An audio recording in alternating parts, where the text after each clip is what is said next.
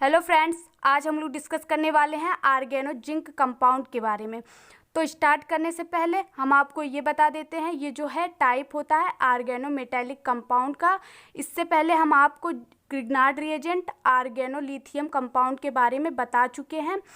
अब आपको बताने वाले हैं आर्गेनो जिंक कंपाउंड के बारे में। तो स्टार्ट करने से पहले अगर आपको ये वीडियो अच्छी लगे तो प्लीज़ लाइक करिए, शेयर करिए। अगर आप इस चैनल पर नए हैं तो चैनल को सब्सक्राइब कर लीजिए। तो स्टार्ट करते हैं। Organo metallic compound in which zinc metal is directly attach to carbon atom is called organo zinc compound. इसमें जो होता है जिंक मेटल डायरेक्टली अटैच होता है कार्बन से, इसीलिए इसको हम आर्गेनो जिंक कंपाउंड कहते हैं। अब जिंक की वैलेंसी कितनी होती है? जिंक की वैलेंसी 2 होती है। तो इससे 2 कार्बन अटैच होते हैं, एक इस साइड में और एक इस साइड में। इसको हम फ्रैंकल रिएजेंट भी कहते हैं क्योंकि इसको फ्रैंकलैंड ने सबसे पहले डिस्क्राइब किया था। The general formula organo zinc is, इसका जनरल फार्मूला होता है R2ZN। अब R2 मतलब होता है alkyl group, alkyl group. R2 का मतलब होता है एल्किल ग्रुप। अब इसका फार्मूला ये भी हो सकता है CH3 का होल ट्वाइस ZN, C2H5 का होल ट्वाइस ZN। अब ये जो इस साइड में सेम ग्रुप भी हो सकते हैं, जैसे कि CH3 सेम ग्रुप भी हो सकते हैं। इस साइड में डिफरेंट, दोनों साइड डिफरेंट ग्रुप भी हो सकते हैं। CH3 हो गया, जैसे ZN हो गया। अब इस साइड में C2H5 ये भी हो सकता है। ये हो गया इसका एग्जाम्पल। अब ये देख लेते हैं, कार्बन और ZN के बीच में जो दोनों बॉन्ड होता है वो कोवेलेंट नेचर का होता है। ये वाला बॉन्ड भी और ये वाला बॉन्ड भी कोवेलेंट नेचर का होता है, और ये लेस पोलर होते हैं। लेस पोलर क्यों होते हैं? क्योंकि इसमें जिंक और कार्बन के बीच की जो इलेक्ट्रोनिगेटिविटी डिफरेंस होती है वो कम होती है। डिफरेंस तो होता है लेकिन कम होता है। ग्रिग्नार्ड रिएजेंट और आर्गेनो लिथियम कंपाउंड में इलेक्ट्रोनिगेटिविटी का डिफरेंस ज़्यादा था, इसीलिए ये वाला बॉन्ड जो होता है वो हाईली पोलर होता है उसमें। लेकिन इसमें जो है इलेक्ट्रोनिगेटिविटी का डिफरेंस जो है ज़्यादा नहीं होता है, इसीलिए ये बॉन्ड जो होता है पोलर नहीं होता है, लेस पोलर होता है, और ये लेस रिएक्टिव होता है कंपेरिजन टू ग्रिग्नार्ड रिएजेंट और आर्गेनो लिथियम। अब इसका हम सिंथेसिस देख लेते हैं।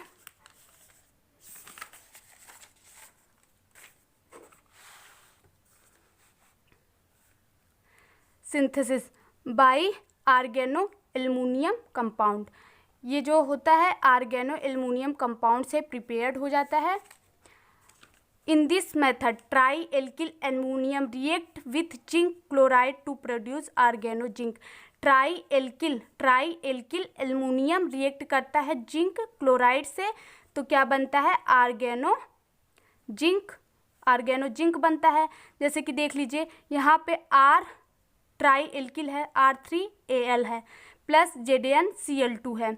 तो इसमें से 2R, R2 जो है ZN से लग जाएगा, R2 ZN से लग जाएगा, 1R RAl, 1R और AlCl2 एक साइड हो जाएंगे, अटैच हो जाएंगे। यहाँ भी देख लेते हैं, CH3 का होल थ्राइज है, Al है, प्लस ZnCl2 है, तो इससे रिएक्ट करेगा तो 2CH3 का होल ट्वाइस जो है 2CH3 ZN से लग जाएगा, और जो बचा है, जैसे 1CH3 यहाँ बचा है, ZN बचा है, फिर Cl2 बचा है, 1CH3 यहाँ बचा है, Al बचा है, फिर Cl2 बचा है। ये जो है एक साइड अटैच हो जाएंगे एक दूसरे से।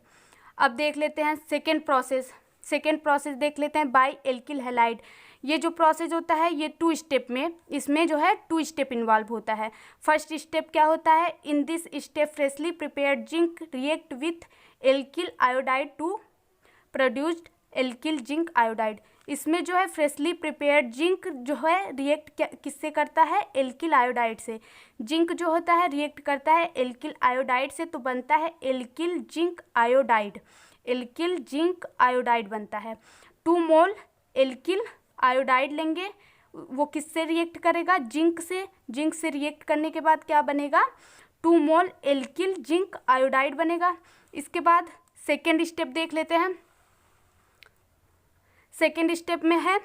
इन दिस स्टेप इसमें जो होता है डिस्टिलेशन करवाते हैं किसका, एल्किल जिंक आयोडाइड का डिस्टिलेशन होता है in the presence of carbon dioxide. Carbon dioxide के प्रेजेंस में एल्किल जिंक आयोडाइड का डिस्टिलेशन होता है तो क्या बनता है, आर्गेनो जिंक कंपाउंड बनता है, आर्गेनो जिंक कंपाउंड बनता है। इसका रिएक्शन देख लेते हैं। यहाँ पे बना था ना 2RZN ZNI 2RZNI बना था। उसके बाद इसका हम क्या करा देंगे, डिस्टिलेशन किसके प्रेजेंस में, CO2 के, कार्बन डाइऑक्साइड के प्रेजेंस में, तो क्या बन जाएगा R2ZN और क्या बना, यहाँ से 2ZN है तो एक ZN बचा और I2 बचा, इधर आ गया ZN I2। अब इसका रिएक्शन देख लेते हैं। 2C2H5I + 2ZN रिएक्शन करेगा, ये बना आपका 2C2H5ZN अटैच हो गया सब। फिर इसका हम क्या कर देंगे, डिस्टिलेशन करवा देंगे in the presence of CO2। CO2 के प्रेजेंस में इसका डिस्टिलेशन जब करवाएंगे तो इसमें से 2C2H5 का होल ट्वाइस जो है ZN हो जाएगा। यहाँ से एक ZN बचा और I2 बचा, वो हो गया ZN I2। अब इसका केमिकल रिएक्शन देख लेते हैं। केमिकल रिएक्शन देख लेते हैं। फर्स्ट होता है एसिड बेस रिएक्शन। अब ये देख लेते हैं। When organo zinc compound is react with a molecule which contain a active hydrogen then alkane will be form. अगर आर्गेनो जिंक कंपाउंड उन मॉलिक्यूल से रिएक्ट करेगा जिनके पास एक्टिव हाइड्रोजन होंगे, तो क्या बनाएंगे, एल्केन बनाएंगे। This reaction take place by 2 step.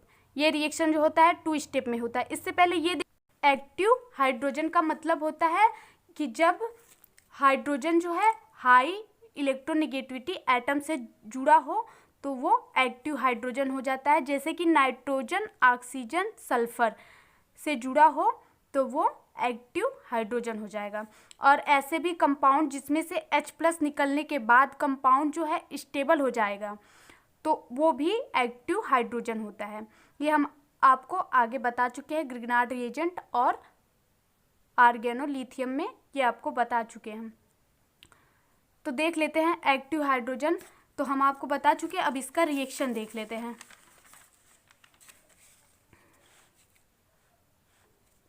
ये उसका रिएक्शन है R2ZN + HA।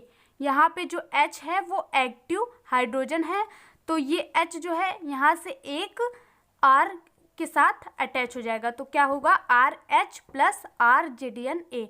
अब यहाँ पे एक R प्रेजेंट है तो इसके बाद फिर से ये एक एक्टिव हाइड्रोजन से रिएक्शन करेगा, फिर से एल्केन बनाएगा। अब रिएक्शन देख लेते हैं फिर से। ये 2 स्टेप में होता है। RZNA + HA, यहाँ पे एक्टिव हाइड्रोजन है तो ये R के साथ अटैच हो जाएगा तो बन जाएगा RH + ZNA2। अब इसका एग्जाम्पल देख लेते हैं। C2H5 का होल ट्वाइस ZN + H2O जब रिएक्शन करेगा तो यहाँ पे जो H है वो ऑक्सीजन से अटैच है। ऑक्सीजन की इलेक्ट्रोनेगेटिविटी जो होती है वो हाई होती है, ऑक्सीजन की इलेक्ट्रोनेगेटिविटी हाई होती है, इसीलिए ये जो H है वो एक्टिव H है, एक्टिव हाइड्रोजन है। तो ये किससे अटैच हो जाएगा, C2H5। C2H5 से जब अटैच होगा तो बनेगा C2H6। क्या बनेगा, C2H6 + C2H5। यहाँ पे एक तो बचा ना C2H5 तो वो किससे अटैच रहेगा, जिंक से, प्लस यहाँ से अटैच हो जाएगा OH। यहाँ से OH निकला ना तो यहाँ से अटैच हो जाएगा OH। फिर इसके बाद यहाँ पे एक है ना C2H5 तो ये फिर से रिएक्शन करेगा C2H5 ZnOH + H2O। यहाँ पे एक्टिव हाइड्रोजन है तो फिर एक्टिव हाइड्रोजन कहाँ चला जाएगा, यहाँ चला जाएगा। C2H5 के पास जब जाएगा तो यहाँ बन जाएगा C2H6 + ZnOH का होल ट्वाइस। सेकेंड रिएक्शन वैसे ही होगा लेकिन बता देते हैं आपको। C2H5 का होल ट्वाइस ZN + CH3 का होल ट्वाइस ZN + CH3SH। अब S से अटैच है H तो ये क्या है, एक्टिव H है। तो ये H जो है किसके साथ जाएगा, CH3 के साथ, CH3 के साथ जाएगा। तो CH3 के साथ जाने के बाद क्या बना लेगा, CH4 एल्केन बना लिया आपका, प्लस CH3ZN, CH3ZN S, यहाँ से H CH3 बचा ना, S CH3 बचा तो वो अटैच हो जाएगा। फिर यहाँ पे एक CH, अब ये CH3ZN S CH3 plus S CH3 SH, यहाँ पे H जो है एक्टिव H है, यहाँ आपको बता चुके हैं हम।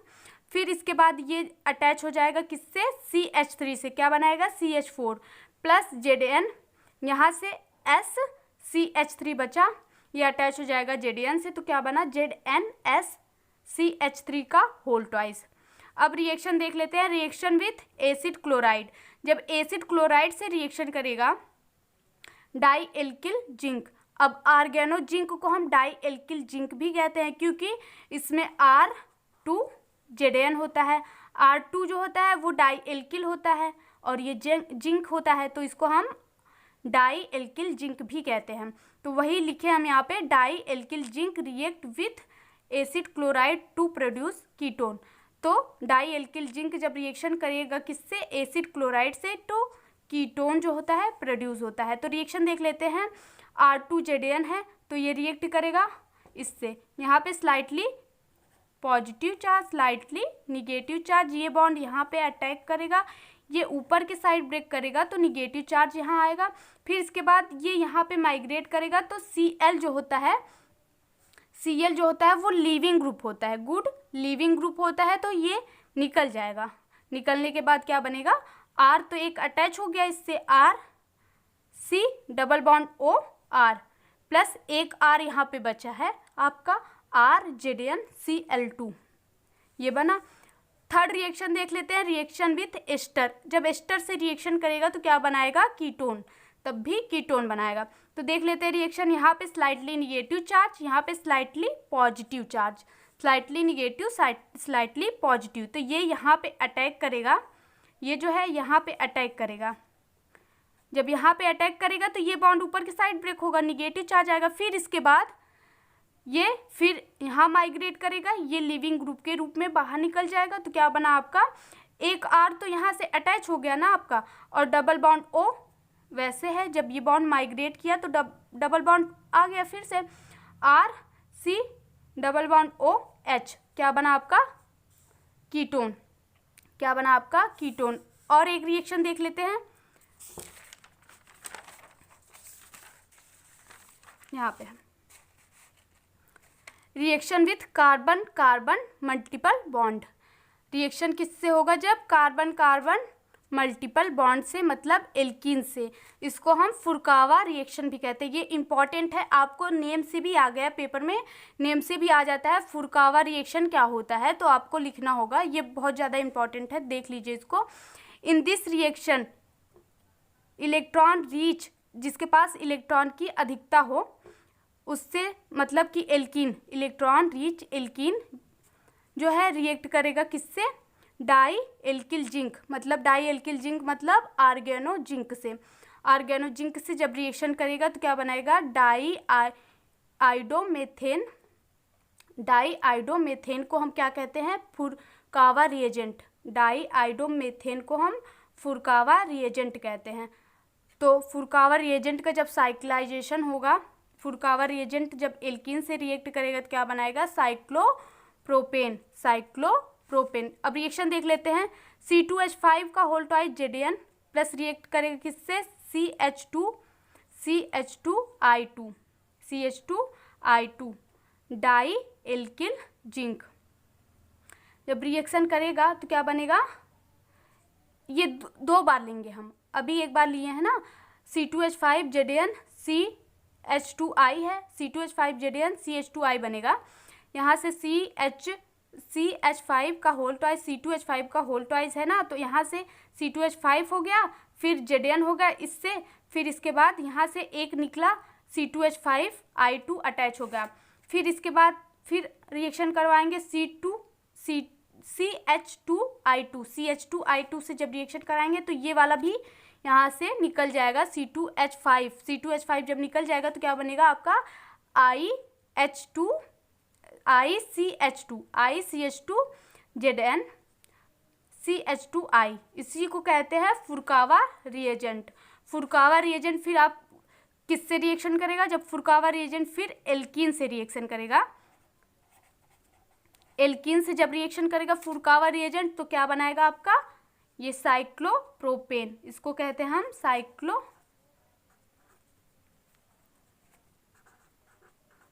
साइक्लोप्रोपेन। साइक्लोप्रोपेन जब बनाया, यहाँ पे देखिए इलेक्ट्रॉन रिच स्पीसीज है, यहाँ पे इलेक्ट्रॉन की कमी है तो ये यहाँ पे अटैक किया आपका, यहाँ वाला बॉन्ड जो है यहाँ माइग्रेट कर दिया। फिर से देख लिए, यहाँ पे इलेक्ट्रॉन की अधिकता है और यहाँ पे इलेक्ट्रॉन की कमी है, क्योंकि आयोडीन की इलेक्ट्रोनेगेटिविटी कार्बन से ज़्यादा होती है तो यहाँ का जो इलेक्ट्रॉन है वो आयोडीन के पास जो होता है ज़्यादा रहेगा। यहाँ पे इलेक्ट्रॉन की अधिकता है, यहाँ पे इलेक्ट्रॉन की अधिकता है और यहाँ पे कमी है तो ये यहाँ पे अटैक मार देगा। ये बॉन्ड जो है माइग्रेट करके कहाँ जाएगा? जिंक पे जाएगा। तो क्या हो जाएगा? जिंक से अटैच हो जाएगा I आपका और CH2I, जिंक से अटैच हो जाएगा CH2I और साइक्लोप्रोपेन बन जाएगा। साइक्लाइजेशन होगा तो साइक्लोप्रोपेन बन जाएगा CH2। अब एक रिएक्शन इसका, एक एग्जांपल और देख लेते हैं इसका बस। अब ये देख लेते हैं, CH4 है, C6H5 है, C6H5 CH double bond CH2 है प्लस I CH2 ZN है, CH2I है। जब इसका रिएक्शन होगा किससे? फुरकावा रिएजेंट से। यही है फुरकावा रिएजेंट। इसका जब रिएक्शन होगा फुरकावा रिएजेंट से तो क्या बनेगा? इसका साइक्लिल, ये वाला रिएक्शन देख लेते हैं हम। इसके बाद C6H5 है, CH है, डबल बॉन्ड CH2 है प्लस I CH2 है, ZN है, फिर इससे अटैच है क्या? CH2I। ये जो है ये इसको हम कहते हैं, इसको फुरकावा रिएजेंट। जब इससे रिएक्ट करेगा तो इसका साइक्लाइजेशन हो जाएगा, साइक्लाइजेशन हो जाएगा। जब साइक्लाइजेशन होगा तो ये CH2 यहाँ से अटैच हो जाएगा, CH2 यहाँ से अटैच हो जाएगा प्लस ZNI हो जाएगा, ZNI हो जाएगा CH2I यहाँ से अटैच हो जाएगा। ये आपका रिएक्शन हो गया कंप्लीट। अगर आपको ये वीडियो अच्छी लगी हो तो प्लीज़ लाइक करिए। अगर आपको स्क्रीनशॉट लेना है तो आप ले सकते हैं। ये हो गया उसका, स्क्रीनशॉट ले लीजिए आप।